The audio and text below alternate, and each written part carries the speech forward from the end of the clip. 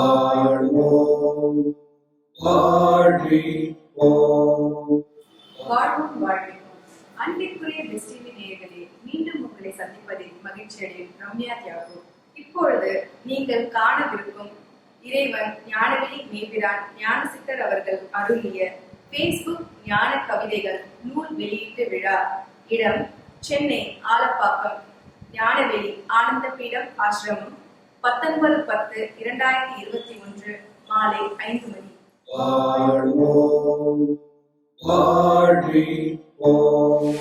இப்பொழுது இறைவன் ஞானவெளி மேபிரான் ஞானசித்தர் அவர்கள் அருளிய ஃபேஸ்புக் ஞான கவிதை நூலை வெளியிடுவதற்காக சென்னை ஆலப்பாக்கம் ஞானவெளி ஆனந்த பீடம் ஆசிரமத்திற்கு வருகை தந்திருக்கும் ப்ரொஃபஸர் டாக்டர் ஜோசப் டன்ஸ்டன், முன்னாள் vice chancellor saint Joseph university Nagaland அவர்களை வருக வருக என வரவேற்கிறோம்.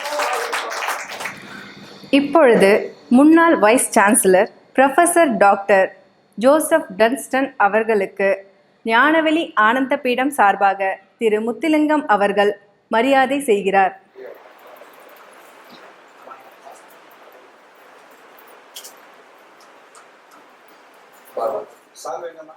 எல்லாரும்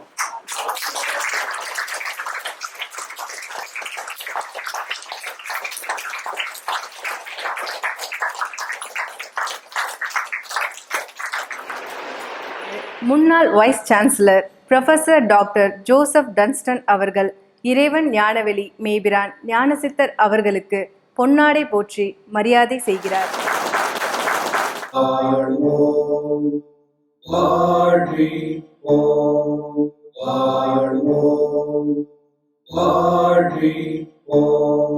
இப்ப கல்வியாளர் ஐயா சொன்னேன். ஏன்னா அவங்க வாயிலிருந்து அவருடைய வார்த்தைகள் நீங்க கேட்கணும் இல்லையா? அதுலதான் இருக்குது அவருடைய சிறப்பு. எதுல இருக்குது? அவருடைய சொல் காட்டி கொடுக்கும் இல்லையா? அவங்க பேசக்கூடிய பேச்சு, அவங்களுடைய அனுபவம். அது அவங்களே என்கிட்ட கேட்டாங்க. நானும் 4 வார்த்தை பேசலாம். 4 வார்த்தை அல்ல, நீங்க என்ன விரும்புறீங்களோ சொல்றதுக்கு. ஏன்னா கேட்கிற ஆள் கிடைக்கிறது ரொம்ப அபூர்வம் இல்லையா? ஸ்கூல்ல பார்த்துருப்போம், காலேஜில் எல்லாம் வந்து இப்போ நான் கிளாஸ் எடுக்கும்போது அப்படிதான் போனோன்னு முதல் சொல்லுவேன், இந்த சப்ஜெக்டே எடுக்கிறது இல்லைன்னுருவாங்க. பசங்களுக்கு எல்லாம் சரி, அதுக்கு ஒரு பழகி போச்சுது. ஏன்னா போனோன்னு ஏதாவது ஒரு கதை நின்றுக்கு இருக்கிறது. அந்த பொண்ணை பார்த்து ஏமாந்தீங்க அக்கா ஆஸ்பத்திரிக்கு அனுப்பிட்டேன், சாக்காயிடுச்சு, எம்ஏ செகண்ட் இயர் அக்கா ஆஸ்பத்திரிக்கு போயாச்சு சார். ஆமா, ஈவினிங் போகும்போது பாரு 3 மணிக்கு ஆண் குழந்தை பிறந்திருக்கோம். இப்ப இந்த பொண்ணு நான் சொல்றது கேட்குமா கேட்கறதா? பாடம் ஓடிக்கிட்டே இருக்குது. கிளாஸ் முடிஞ்சதுன்னு வெளியில வந்து எப்படி சொன்னீங்க? நானும் அதான் நினைச்சிருந்தேன். எங்க அக்காவுக்கு ஏற்கனவே 3 அபாசம் ஆயிடுச்சுது, ஏதாவது எப்படி ஆகும்? ஓ, ஆண் குழந்தை தான் 3 மணிக்கு பிறந்துடும். இப்ப அவர்களுக்கு அதான் சொல்றேன், எப்பொழுதுமே பேசுகின்ற பொழுது பிறர் தேவைக்கு பேசினீர்கள் என்றால் அவர்கள் செய்தி உங்களை விட்டு நகராது. யாருக்காக பேசணும்? கேட்கிறவனுக்காக பேசணும் இல்லையா? அந்த அனுபவம்லாம் நிறைய இருக்குது. ஏன்னா ஒரு ஆள் 2 ஆசிரியர், எவ்வளவு மாணவர்களை பார்த்துருப்பாரு, எவ்வளவு அட்மின்ல இருக்கக்கூடிய ஆசிரியர்கள் இல்லையா? அவங்களெல்லாம் பார்த்து கடந்து வந்த ஒரு அனுபவசாலியை நாம் இப்பொழுது நம் முன்னால் சந்தித்திருக்கிறோம். அவருடைய வாய்மொழியை கேளுங்கள் என்று சொல்லி அவரை உரையாற்ற அழைக்கின்றேன். அன்போடு வாழ்வோம்.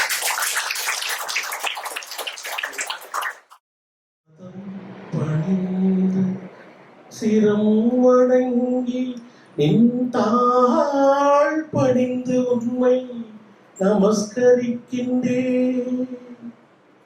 ஆதி அந்தமற்றவனே உண்மை சொருபியே,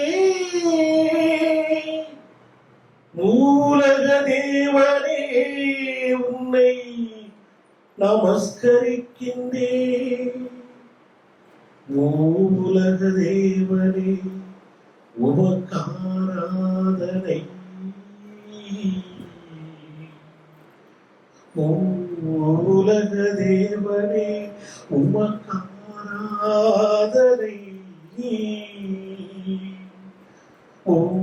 மூலக தேவனே உமக்காராதனை.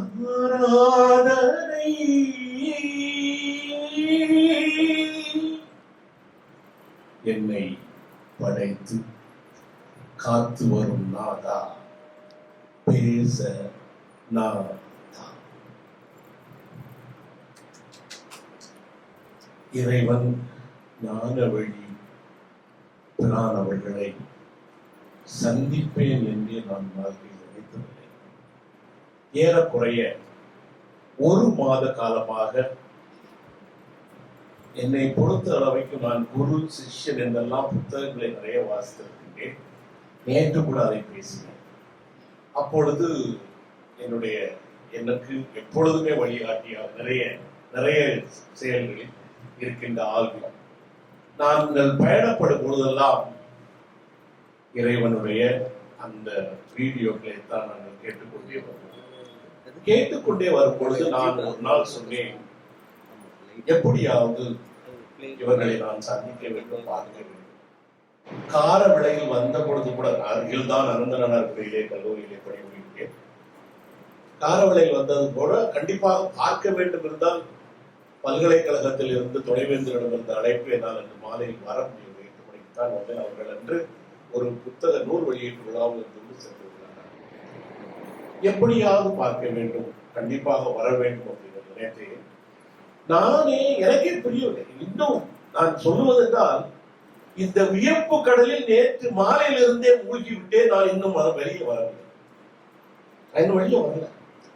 ஏன் என்ற கேள்விக்கு எனக்கு இன்னும் பதில் கிடைக்கவில்லை. காரணம், ஐயா அழகாக என்னை பற்றி சொல்றாங்க. ஒரு நூல் வெளியீட்டு விழா ஞாயிற்றுக்கிழமை கூட நாங்கள் நாகர்கோவில் போனோம். அடுத்த ஒரு நூல் வெளியீட்டு விழா இருக்கிறது. எனக்கு ஏறக்குறைய 15 நாட்களுக்கு முன்னாலே சொல்லியிருக்கிறார். யார் என்னிடம் வந்தாலும் சொல்லுங்க, எந்த நிகழ்வாக இருந்தாலும் ஒரு மாதத்துக்கு முன்னாலே என்னிடம் சொல்லிவிடுங்கள் அப்படின்னு தான் நான் சொல்வேன். ஆனால் நேற்று இறைவனிடம் நான் பேசிக் கொண்டிருந்த பிறகு என்னிடம் கூறுகிறார்கள், நாளைக்கு இந்த நூல் வெளியீட்டு விழா இருக்கிறது. என்ன நினைத்தார்கள் எனக்கு தெரியவில்லை. காரணம், அவர்களுடைய ஞானக்கண் எனக்கு இல்லை. அதை நான் கண்டிப்பாக கொடுத்தேன். ஞானக்கண், நான் திரும்ப சொல்லுகிறேன், ஞானக்கண் எப்படி இருக்கிறது என்று நான் சொல்லுவேன். அதாவது எந்த அளவுக்கு ஒத்துக்கொள்வார்கள் எனக்கு ஒரு அந்த மகுடியில் வந்த நாதத்தில் எப்படி அந்த நாகம் அசைந்து ஆடிக்கொண்டு இருக்குமோ, கட்டுப்பட்டு இருக்குமோ, அதே போல் அவர்கள் சொன்னதற்கு நான் கட்டுப்பட்டேன். இன்று இருக்கின்ற நடக்க வேண்டிய அனைத்து நிகழ்வுகளையும் காலையிலே முடித்துவிட்டு எப்படியாவது இந்த நிகழ்வுக்கு வர வேண்டும் வந்து ஏன் என்று எனக்கு கேள்விக்கு இன்னும் பதில் கிடைக்கும். ஒன்று இரண்டு கருத்துக்கள் தான். வாழ்வோம், வாழ்விப்போம். இந்த வாழ்த்துறை நேற்றிலிருந்தே நான் கேட்டுக்கொண்டிருக்கிறேன். வாழ்வோம், வாழ்விப்போம். என்னுடைய சிந்தனை நிறைய சிந்தனை. உண்மையிலே நான் நேற்று இறைவனிடம் நான் என்னுடைய மன சுமைகளை எல்லாம் சொன்னேன். நேற்று இரவு ஏறக்குறைய 12 மணி வரைக்கும் நான் நிறைய வாசித்தேன். அதற்கு பிறகு நிம்மதியாக வருகிறேன். எந்த சுமையும் இல்லாமல் நிம்மதியாக வருகிறேன். காலையிலும் 5 மணிக்கு எழுப்பி திரும்பவும் வாசிக்க ஆரம்பித்தேன். இதுதான் என்னுடைய வழக்கமாக இருக்கும். என்னுடைய வாழ்வில் அதை வாசிக்க ஆரம்பித்தேன். இன்று ஒரு மன நிறைவோடு இருக்கிறேன். அந்த நிறைவு எப்படி வந்தது? இதுதான் ஆங்கிலத்தில் சொல்வதா ஒரு மிஸ்டிக். அது எப்படின்னு என்னால சொல்ல முடியும். என்னாலையும் உடனே நான் இங்க வந்து சொல்ல முடியாது. எனக்கு ஞானம் நிறைய கண்டிப்பாக சொல்லுவேன். ஆங்கிலத்தில் விஸ்டம், நாலேஜ் ரெண்டு. அதான் விஸ்டம்னா ஞானம், அறிவு. அறிவு பட்டறிவு. நாங்கள் நிறைய பட்ட அறிஞ்சிருக்கிறோம். ஏன்னா 2 பேருமே பேராசிரியராக இருந்திருக்கிறோம். நாங்கள் நிறைய பேர் பட்ட அறிஞ்சிருக்கிறோம். ஆனால் அந்த ஞானம் என்ற ஒரு நிலைக்கு நாங்கள் செல்வோம். வாழ்வோம், வாழ்விப்போம் என்று ஒரு வாழ்த்துறை ஒலிக்கிறது. அதை நான் யோசித்து பார்த்தேன். வாழ்வோம், வாழ்விப்போம், லிவ் அண்ட் லெட் லிவ் என்ற ஒரு கருத்தியல் இருக்கிறது, ஒரு சித்தாந்தம் இருக்கிறது. நாமும் வாழ வேண்டும், அனைவரையும் வாழ வைக்க வேண்டும். நான் யோசிக்க ஆரம்பிச்சேன். என்ன அருமையான ஒரு கருத்தியல், அருமையான ஒரு சித்தாந்தம். வாழ்வோம், வாழ்விப்போம். இதை ஏன் இன்னும் உறுதிப்பட்ட சொல்றேன்னா, நான் இங்க ஏற்கனவே வந்திருந்தேன். காலையில் வந்தேன். வருகிற வழியிலே இறைவன் அவர்கள் என்னிடம் அங்கே என்னுடைய ஆழ்விடம் சொல்கிறார்கள், நான் வெளியில் இருக்கிறேன், மாலையில் வாருங்கள். நான் பதட்டப்படவே இல்லை. சென்று விட்டு திரும்பி வந்தேன். ஏனென்றால் எனக்குள்ள இருந்த ஒரு உள் உணர்வு கண்டிப்பாக அவர்களை சந்திக்க வேண்டும் என்று எந்த நிகழ்விலும் நான் கலந்து திரும்ப வீட்டிற்கு சென்றேன், கிளம்பி வந்தேன். கரெக்டாக சரியாக பார்த்தீங்கன்னா 4 மணிக்கு எல்லாரும் நான் 3:30 இங்கே வந்து அமர்ந்திருக்கேன். அப்பொழுது ரேகா என்ற சகோதரியிடம் நான் பேச ஆரம்பித்தேன். எத்தனை நாட்களாக இந்த கருத்தியல்கள் உங்களிடம் இருக்கின்றது, ஏன் இதற்காக வந்திருக்கிறீர்கள் நாகர்கோவில் என்று கேட்கும் பொழுது அவர்கள் ஒரு கன்விக்ஷன் அருமையா பேசினாங்க. அவங்க காரவடைக்கு வந்து பேசினாங்க. எல்லாரும் பேசினாலும் உடனே பின்னால் வர மாட்டாங்க. ஏன்னா நேற்று நாங்கள் 2 பேரும் தலைவர்களை பற்றி பேசினோம், சமூகங்களை பற்றி பேசினோம், சமூக தலைவர்களை பற்றி நிறைய பேசினோம். எல்லாரும் பேசினாலும் வர மாட்டாங்க. ஒரு ஈர்ப்பு என்று எனக்கு வந்தது. ஒரு குறிப்பு நானே கொஞ்சமா நேற்று எப்படியாவது வரணும், கேட்கணும் அப்படின்னு சொல்லி நான் பேசணும். நான் உண்மையிலே உங்கள்ட்ட சொல்றேன், எங்களுடைய கிறிஸ்தவ கண்பாடு சொன்னா ஒரு கன்ஃபெஷன் அப்படின்னு சொல்லலாம். என்னுடைய மன சுமைகள் எல்லாம் நான் இறக்கி வச்சுட்டேன். நான் திருப்பி போகும்போது ரொம்ப ஜாலியா பேசிட்டு போனேன். அப்போதான் ஆல்வின் சொல்றதும் சொன்னீங்க, நிறைய நேரத்துல போன்ல பேசும்போதுதான் பேசுவேன், எதுக்காக பேசுவேன். பிறகு இப்போ சில நாட்களாக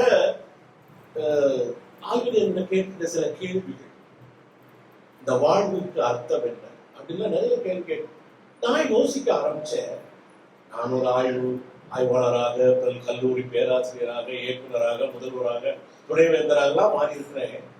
நான் இதுவரைக்கும் யோசிக்காத ஒரு கேள்வியை ஆளுநரிடம் கேட்கிறாரே,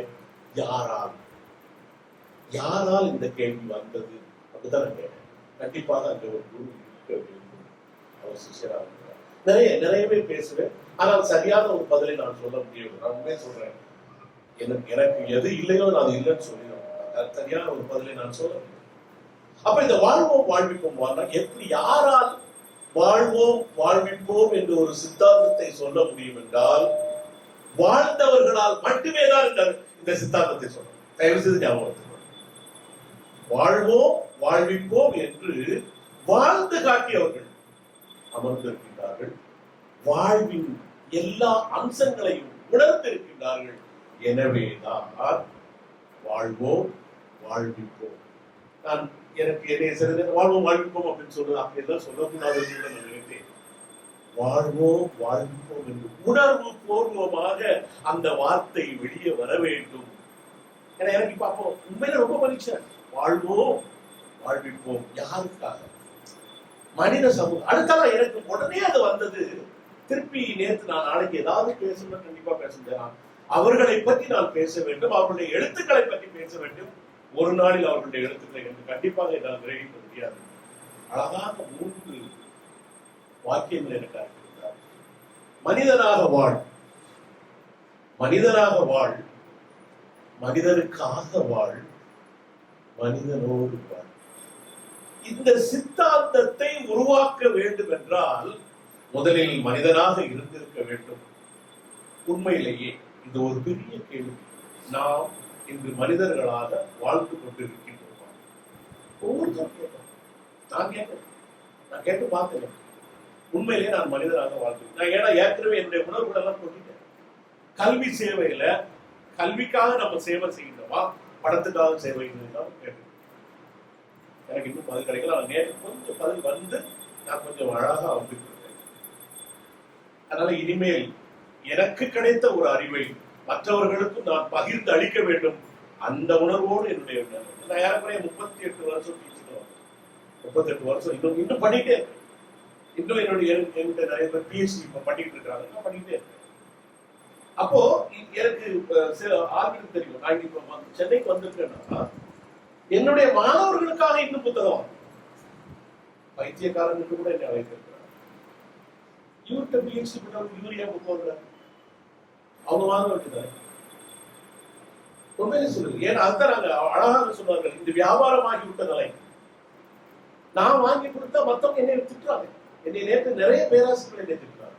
ஏன் உனக்கு தேவையில்லையே, அவன்கிட்ட படிக்கலாம், அவன் புத்தகத்தை வாங்கி அவன் படிக்கணும். இன்று ஒன்றை சொல்ல விரும்புகிறேன்.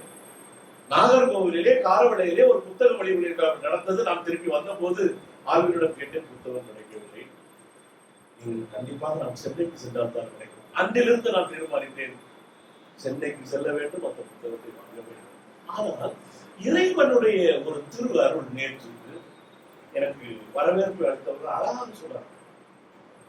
இந்த நிகழ்வு ஏற்கனவே முன்குறிக்கப்பட்ட நிகழ்வு. அந்த நிகழ்வு தான் நான் இங்க நின்றுட்டு இருக்கேன். என்னை இயக்குகின்றவன் ஒரு இறைவன், இயக்குகின்றவன் என்னை இயக்கி கொண்டிருக்கின்றான். அவன் அறியாமல் நான் எதுவுமே செய்யவில்லை. அதனாலதான் இங்க இருக்கேன். அப்ப மனிதனாக வாழ வேண்டும் என்றால் அடுத்த மனிதர்களுக்கு என்ன தேவையோ அதை நாம் செய்வதற்கு முன்வந்தால் தான் நாம் மனிதனாக வாழ. மனிதனாக வாழ், மனிதனுக்காக வாழ். எத்தனை என்னை பரவாயில்லை, எத்தனை ஆசிரியர்கள் இங்கே இருக்கிறீர்கள் என்பது தெரியவில்லை. எத்தனை ஆசிரியர்கள் இந்த மாணவர்களுக்காக வாழ்கிறீர்கள் என்ற ஒரு கேள்வியை தயவு செய்து கேட்கிறார். மாணவர்களுக்காக வாழ்கிறீர்களா என்று கேட்கிறார். மாணவர்கள் மனிதனோடு வாழ். அப்படித்தான் நேற்று இறைவனிடம் ஞானபிரன் அழகாக கேட்டேன். அந்த அந்த ஆங்கில வார்த்தை கம்யூனிஸ்ட் டுகெதர், லிவிங் டுகெதர் அப்படின்னு சொல்லி நான் கேட்டேன். ஆனா அவங்க என்கிட்ட சொல்லி கடைசி ஒரே வார்த்தை, நிறைய குழந்தைகிட்டே வர்றீங்க, தெளிவு வேண்டும். தெளிவு வந்தாதான் நான் எனக்கு இன்னும் தெளிவு வரல. எத்தனை பேருக்கு தெளிவு வந்துட்டு என்னால புரிஞ்சுக்க முடியல. தெளிவு வந்தவர் தான் அவர் ஞானம், ஞானம் உள்ளவர். ஞானம் சாதாரணமா நீங்க நினைக்கிற மாதிரி ஞானம் சொல்லுங்க. அவர்கள் அழகாக எல்லா இடத்துலையும் சொன்னாங்க. சித்தார்த்தன் என்ற ஒரு இளவரசன் இருந்தால் கேள்விகள் நிறைய கேட்டார், புத்தனாக மாறி. உங்களுக்கு எல்லாம் ஞாபகம், சித்தார்த்தன் ஒரு இளவரசன் இருந்தால் இந்த உலகத்தில் உள்ள துன்பங்களை எல்லாம் கேள்வி கேட்டுக் கொண்டே இருந்தால், போதிமரத்தில் அமர்ந்தான், அவனுக்கு ஞான உணர்வு வந்தது. இன்று புத்த மத கொள்கைகளை நாம் கேட்டுக் கொண்டிருக்கிறோம். எதற்காக இந்த புத்த மத கேள்விகளை ஏற்றத்தாழ்வு இல்லாத உலகத்தை உருவாக்க வேண்டும் என்ற ஒரே காரணத்துக்காக நிறைய பேர் நீங்க கேள்விப்பட்டிருப்பீங்க. புத்த மதம் போயிருப்பாங்க. ஆங்கில இலக்கியத்தை பற்றி எழுத கேரளாவில் இருந்த அருமையான ஒரு கவிதை எழுதுகின்றவர்கள் அவர்கள் இன்று புத்த மதத்தில் சேர்க்கிறார். ஏன் என்றால் சொல்ற மாதிரி நான் சொல்றேன், இந்த கவிதை இயல் அப்படின்னு ஒண்ணு இருக்கே எல்லாருக்கும் வராது. அதனால நான் என்ன சொல்றேன், இந்த ஞானம்னு ஒண்ணு சொல்றது எப்ப வரணும்னா இந்த மனிதனோடு வாழுகின்ற போது, மனிதனுக்காக வாழ்கின்ற போது, மனிதனாக வாழும் போது. நானும் அப்ப ரொம்ப யோசிச்சு பார்த்தேன், எப்படி வந்தது என்றால் இவர்கள் வாழ்வியலை உணர்ந்த ஒரு காரணத்தால் மட்டுமே இப்படி ஒரு சித்தாந்தத்தை உருவாக்க முடியும். ஏனென்றால் நான் அப்படியே சிந்தித்து சென்று அமெரிக்க அரசியலுக்கு சென்றேன். அமெரிக்க அரசியலில் ஆப்ரஹாம் லிங்கன் என்ற ஒரு தலைவர், குடியரசுத் தலைவர் இருந்தார். எப்படிப்பட்ட மனிதர், மக்களோடு மக்களாகவே வாழ்ந்தவர். 13 முறை தோற்றம். ஆனாலும் அந்த அமெரிக்க வல்லரசுக்கு ஒரு நாள் தலைவராக வந்தார், குடியரசுத் தலைவராக வந்தார். அவர் சொன்ன அழகான ஒரு சித்தாந்தம், குடியரசு என்றால் மக்களுக்காக, மக்களால், மக்களே ஆளுகின்ற ஆட்சி தான் குடியரசு. மக்களுக்காக, மக்களால், மக்களே ஆளுகின்ற ஆட்சி. நான் அரசியலுக்குள்ள போக விருப்பல, தயவு செய்து என்னை அரசியலுக்கு கொண்டு போறாதீங்க. ஆனால் மக்களுக்காக, மக்களால், மக்களே ஆளுகின்ற ஆட்சி. இங்க நல்லா பாருங்க, மனிதர்களாக வாழ், மனிதரோடு வாழ், மனிதருக்காக வாழ், மனிதரோடு. இந்த சித்தாந்தம் எப்படி வர முடிந்தது? அங்கே மக்களோடு ஒவ்வொரு நாளும் அவர்களோடு உழைத்து அவர்களுடைய வறுமையை பார்த்து அவர்களுடைய கஷ்டங்களை எல்லாம் பார்த்ததுனால்தான் ஆபிரகாம் லிங்கனுக்கு இதை, இந்த குடியரசுடைய இதை சொல்ல முடியும். குடியரசு எப்படி இருக்க வேண்டும் என்று அவரால் சொல்ல. எனவே இன்று நீங்கள் எந்த அளவுக்கு நீங்கள் ஞானத்தை பெற முடியும் என்றால், எப்படி பெற வேண்டும் என்றால், சத் சித் ஆனந்தா, சச்சித் ஆனந்தா அப்படின்றால் சத் அந்த உண்மை, உண்மை, உணர்வு, அப்புறம் வெளிப்பாடு, ஆனந்தம், மகிழ்ச்சி. உண்மை, உணர்வு, மகிழ்வு என்று ஒன்று வாழ்க்கையில் இருந்தது அப்படின்னா கண்டிப்பாக வாழ முடியும். கவிதைக்கு தான் நான் வருகிறேன். ஜான் கீட்ஸ் என்ற ஒரு அருமையான கவிஞன், ஆங்கில கவிஞன் 23 வயதில் இறந்திருந்தான். ஆனால் 23 வயதிற்கு முன்னால் அவன் எழுதிய கவிதைகளில் இந்த சாராம்சம் அங்கே இருக்கிறது. அவன் உண்மையை பற்றி எழுதினான். அந்த உண்மையை பற்றி எப்படி எழுதினான்? ஒரே லைன் தான். Beauty is truth, truth beauty. அழகாக சொன்னார். நம்ம வெளி உணர்வை பற்றி நம்ம கவலையே பட வேண்டாம். அக உணர்வு, அக வாழ்வு, அந்த பியூட்டி, அந்த அழகு, உன் அகத்தின் அழகு இருக்கு இல்லையா, அதுதான் முக்கிய வாழ்க்கை. அந்த அகத்தின் அழகு எப்படி வரும்? உண்மையாக இருந்தால் மட்டுமே அகத்தின் அழகு. உண்மையாக இருந்தால் மட்டுமே அகத்தின் அழகு கண்டிப்பாக வரும். எனக்கு நிறைய எல்லாம் இப்ப பேசுகிற இலக்கியத்திலிருந்து மட்டும்தான் நான் ஏதாவது சொல்றேன். ஆனால் ஞான வெளி அப்படின்னு சொல்றது, இந்த ஞான ஒளி அப்படின்னு சொல்றது, எந்த அளவுக்கு நாம் தியானிக்கின்றோமோ, தியானம் செய்கின்றோம். நேற்று அழகாக என்னிடம் ஒரு நிகழ்வு சொன்னார்கள். வள்ளலாரை பற்றி நாங்கள் இருவரும் பேசிக் கொண்டிருந்தோம். இன்று காலையிலே எனக்கு ஆய்வேடுகளுக்கு மதிப்பாளராக இருந்த பேராசிரியர் மருதநாயகம் அவர்களை நான் சந்தித்தேன். இன்று மாலையில் இங்கே வருவதாக அவர்களிடம் பேசிக் கொண்டிருந்தேன். அவர் என்னுடைய பெரிய பெரிய ஞானி. இந்த எப்படி என்றால் நிறைய வாசித்திருக்கிறார். நிறைய புத்தகங்கள் எல்லாம் இன்னைக்கு வந்து தமிழ்ல இருந்து ஆங்கிலத்திலிருந்து தமிழுக்கு, தமிழ்ல இருந்து ஆங்கிலத்துக்கெல்லாம் புறநானூறு, அகநானூறு, தொல்காப்பியம் எல்லாமே இன்னைக்கு வந்து மொழிபெயர்த்து எழுதிட்டு இருக்கிறார். நிறைய எழுதிட்டு இருக்கிறார். ஏன்னா அவங்க என்கிட்ட ஒரு வார்த்தையை சொன்னார். இன்னைக்கு ஏகப்பட்ட திருக்குறளை சொல்லிட்டே வந்தாங்க. ஒருவேளை எங்களுக்கெல்லாம் நிறைய இன்னும் இருக்கு. திருவள்ளுவர் மயிலாப்பூர்ல பிறந்தாரா, நாகர்கோவில்ல பிறந்தா, நாங்கள் இன்னும் நிறைய பேசி பெரிய பெரிய பட்டிமன்றங்கள்லாம் நாங்கள் கேட்டுட்டு இருக்கிறோம். நாகர்கோவில்ல தான் இங்குதான் பிறந்தாரு, மணவாளக்குறிச்சியில தான் பிறந்தாரு. நாங்கள் கொஞ்சம் கொஞ்சமா நாங்கள் வந்துட்டு இருக்கிறோம். ஏன்னா எங்களுக்கு அது ஒரு நகரம் உட்காரு, திருவள்ளுவர் நகல் உட்காரு அப்படின்னு சொல்ற மாதிரி ஒரு பேசுறதுக்காக நாங்கள் கேட்கிறோம். இவங்க நிறைய பேர் மயிலாப்பூர்ல தான் பிறந்தாரு அப்படின்னு இங்க சொல்லுவாங்க. நாங்கள் சொல்றோம் மணவாளக்குறிச்சி பக்கத்துல தான் பிறந்தாரு அப்படின்னு. நாங்கள் இன்னும் கொஞ்சம் கொஞ்சமா ஆராய்ச்சி நடந்துகிட்டே இருக்கு. திருவள்ளுவரை பற்றி படிக்காதவர்கள் என்று பேசும்போது அவங்க சொல்றாங்க, எனக்கு அது பற்றி ரொம்ப புரியும் இல்லை. ஆனால் அந்த இரவு வள்ளலாரே அவர்களுக்கு தோன்றி அந்த புத்தகத்தின் வழியாக இந்த பக்கத்தில் இந்த இருக்கிறதுல அடுத்த நாள் அதை பார்த்து பேசும்போது நான் அப்பொழுதுதான் நினைத்தேன், ஒரு ஞானியாக வேண்டும் என்றால் தியானிக்க வேண்டும். அந்த தியானத்தின் ஒரு உருவாக இங்கே அமர்ந்திருக்கிறார்கள். எனக்கு இன்னும் சொல்லுகின்றேன், எப்படி என்னை அழைத்தார்கள்? இந்த நூலை முதல் பிரதியை நீங்கள் வாங்குங்கள், ஏன் அழைத்தார்கள்? இது அவர்கள் வரவேற்பிலே சொன்னது போல இறைவனால் நிகழ்த்தப்பட்ட ஒரு நிகழ்வு. இந்த நிகழ்விலே கலந்து கொள்ள வேண்டும். அவர்கள் இங்கு பேசுகின்ற வரை இந்த நிகழ்விலே கலந்து கொண்டு கண்டிப்பாக கிரகிக்க வேண்டும். கிரகிக்கிறதெல்லாம் ஈஸி கிடையாது. எங்கள் 2 பேருக்கும் நல்லா தெரியும். நான் பேராசிரியர்களாக இருந்தவர்கள் எப்படி மாணவர்கள் எங்களை கவனிப்பார்கள் என்றெல்லாம் நாங்கள் பார்த்துருக்கிறோம். ஈஸியெல்லாம் முடியாது. இருந்தாலும் என்னுடைய மனத்தை ஒருங்கிணைத்து இந்த வார்த்தைகள் என்னில் விதைக்கப்பட வேண்டும், இந்த வார்த்தைகள் என்னில் விதைக்கப்பட வேண்டும் என்ற அந்த ஒரு நிலைப்பாடோடு நான் இங்கே இருக்க வேண்டும். இவர்கள் இன்னும் ஒவ்வொருவருடைய வாழ்களில் இந்த விதைகளை விதைக்க வேண்டும்.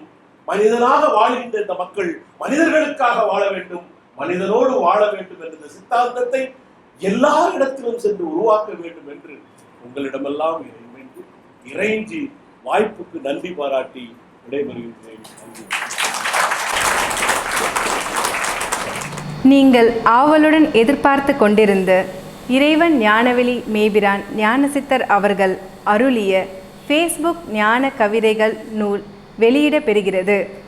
நூலை இறைவன் ஞானவெளி மேபிரான் ஞானசித்தர் அவர்கள் அறிமுகப்படுத்துகிறார்கள்.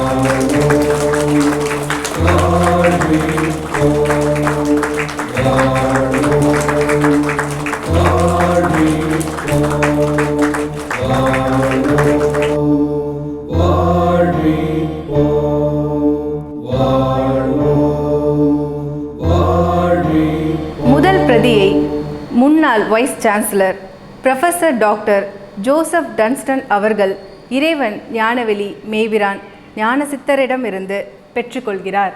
வாழ்வோம் வாழ்விப்போம்.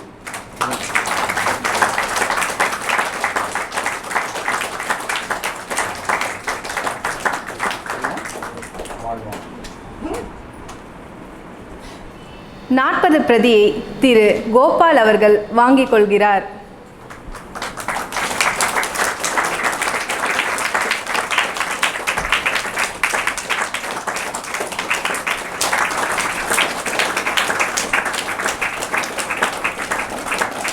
முப்பது பிரதியை திரு குமார் அவர்கள் வாங்கிக் கொள்கிறார்கள்.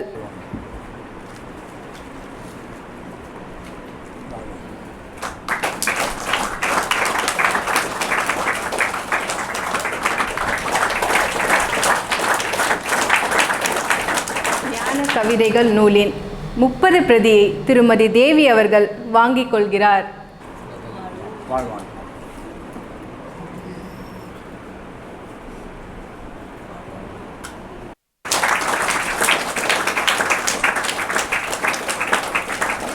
நன்றி நேயர்களே. பெஸ்ட் டிவி உங்களுக்கு இது போன்ற அறிவு சார்ந்த நிகழ்வுகளை வழங்க காத்திருக்கிறது. நீங்களும் காத்திருங்கள். உங்களிடம் இருந்து விடை பெறுவது ரம்யா தியாகு. வாழ்வோம் வாழ்விப்போம்.